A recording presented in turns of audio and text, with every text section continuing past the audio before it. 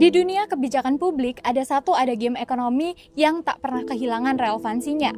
There is no such thing as a free lunch. Tidak ada satu program besar tanpa konsekuensi fiskal, karena setiap kebijakan sosial berskala nasional selalu dibarengi dengan beban anggaran, risiko tata kelola, dan juga peraturan efektivitas implementasi. Bahkan ketika pemerintah meluncurkan program makan bergizi gratis atau yang disingkat dengan MBG, dengan pagu anggaran mencapai 335 triliun, perhatian publik langsung tertuju dalam satu narasi besar, investasi masa depan bangsa. Hal ini diproyeksikan menjadi instrumen percepatan penurunan stunting, peningkatan kualitas gizi anak, hingga penguatan modal manusia di Indonesia. Selanjutnya, ada dua pertanyaan yang jauh lebih kompleks daripada hal sebelumnya, yaitu seberapa efektif sebenarnya pengelolaan ratusan triliun rupiah ini, dan sejauh mana sistem pengendalian internal negara mampu menjaga program sebesar ini tetap menjadi akuntabel, efisien, dan minim deviasi. Kali ini kita tidak hanya membahas mengenai makanan bergizi gratis, tapi kita sedang membedah bagaimana struktur fiskal negara bekerja, bagaimana prioritas anggaran dibentuk, dan bagaimana akuntansi sektor publik menguji ketahanan tata kelola sebuah program nasional. Dalam waktu kurang dari 2 tahun, Badan Gizi Nasional atau yang disingkat dengan BGN langsung memperoleh mandat pengelolaan anggaran sebesar 335 triliun pada APBN 2026. Angka ini melonjak drastis dibandingkan alokasi awal tahun 2025 sebesar 171 triliun, dan secara fiskal lonjakan ini menjadikan BGN sebagai institusi dengan kompensasi anggaran terbesar di Indonesia, bahkan melampaui sejumlah kementerian strategis yang telah lama berdiri. Secara normatif, program MBG ini memang memiliki dasar yang kuat, yaitu penurunan prevalensi stunting nasional yang masih ada dalam kisaran 19,8%. Konsep ini juga sejalan dengan Human Capital Theory dari Gary Becker bahwa investasi nutrisi pada usia dini akan meningkatkan produktivitas ekonomi dalam jangka panjang. Namun, persoalannya bukan sekedar tujuan program, namun apakah pola distribusi anggaran sudah optimal. Dari total anggaran pendidikan nasional sebesar 757,8 triliun, sekitar 233 triliun diarahkan untuk menopang logistik program ini. Simulasi dari Celios juga menunjukkan bahwa angka 233 triliun tersebut adalah setara dengan pembiayaan kesejahteraan bagi 704.500 guru honorer selama 9 bulan dengan gaji 3 juta. Artinya negara dalam menghadapi trade-off masih antara investasi gizi dan penguatan sektor pendidikan masih ada ketimpangan. Pertanyaan selanjutnya, apakah prioritas fiskal ini sudah benar-benar pada titik optimal atau masih belum efektif? Di atas kertas, program MBG terlihat menjanjikan dengan mampu meningkatkan konsentrasi belajar siswa, mengurangi beban konsumsi keluarga, dan juga menciptakan efek berganda bagi ekonomi lokal melalui SPPG. Berbagai survei independen juga menunjukkan bahwa sekitar 65% rumah tangga merasa pengeluaran konsumsi mereka masih belum turun secara signifikan karena preferensi makanan anak yang berbeda, dan sekitar 73% responden justru menyatakan bahwa lebih memilih BLT senilai 50.000 per hari dibandingkan dengan paket makan untuk siap konsumsi. Artinya, pengelolaan utama mulai bergeser dari niat baik program menjadi efektivitas bentuk intervensi, dan JPPI mencatat adanya laporan gangguan pencernaan massal di berbagai wilayah pada April 2026. Di sisi lain, banyak dapur operasional SPPG masih berada dalam tahap pemenuhan SLHS, dan masalahnya sederhana tetapi krusial. Ketika produksi makanan dilakukan dalam skala yang besar dan ritmenya sangat cepat, risiko penurunan standar kualitas menjadi jauh lebih tinggi. Dan dalam kebijakan publik, satu kesalahan kecil dalam sistem distribusi massal bisa berdampak pada ribuan penerima sekaligus. Semakin besar anggarannya, semakin besar pula tata kelolanya.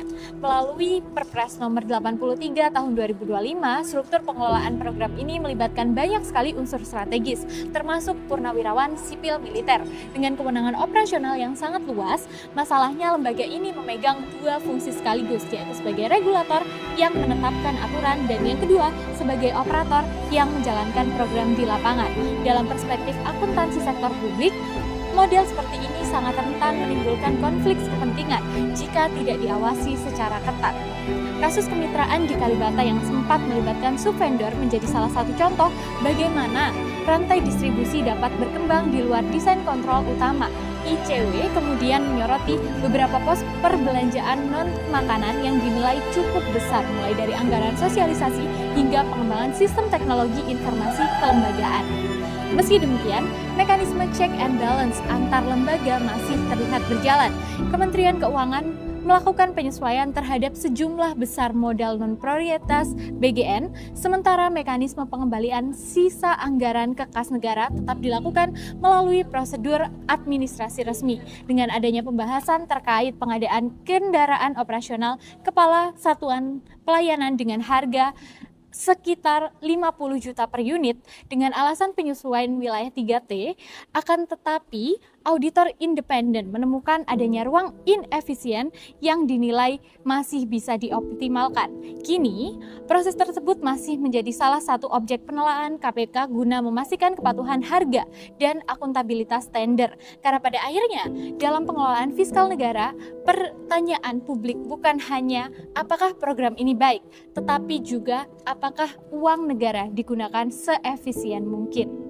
Melalui Perpres nomor 115 tahun 2025, sekitar 32.000 personel inti program mulai dari Kepala Satuan Pelayanan, ahli gizi hingga tenaga akuntansi dibuka peluang pengangkatannya menjadi ASN PPK tanpa syarat masa kerja tertentu. Kebijakan afirmatif ini langsung memunculkan perdebatan, sebab di saat banyak guru honorer harus melewati proses birokrasi yang panjang selama bertahun-tahun, jalur percepatan ini pada sektor tertentu dinilai menciptakan pertanyaan mengenai kesetaraan prosedur birokrasi negara. Di sisi lain, banyak posisi teknis lapangan diisi oleh satuan PSPPI Universitas Pertahanan yang memiliki kombinasi pelatihan manajerial dan pembinaan kedinasan. Pola ini dirancang untuk menciptakan sistem distribusi yang cepat dan disiplin. Dari perspektif ekonomi publik, penambahan aparatur besar-besaran dalam waktu singkat tentu membawa konsekuensi fiskal jangka panjang, khususnya terhadap beban belanja pegawai negara. Dan inilah tantangan utamanya, bagaimana menjaga agar ekspansi program sosial tidak berubah menjadi tekanan permanen terhadap struktur APBN di masa depan.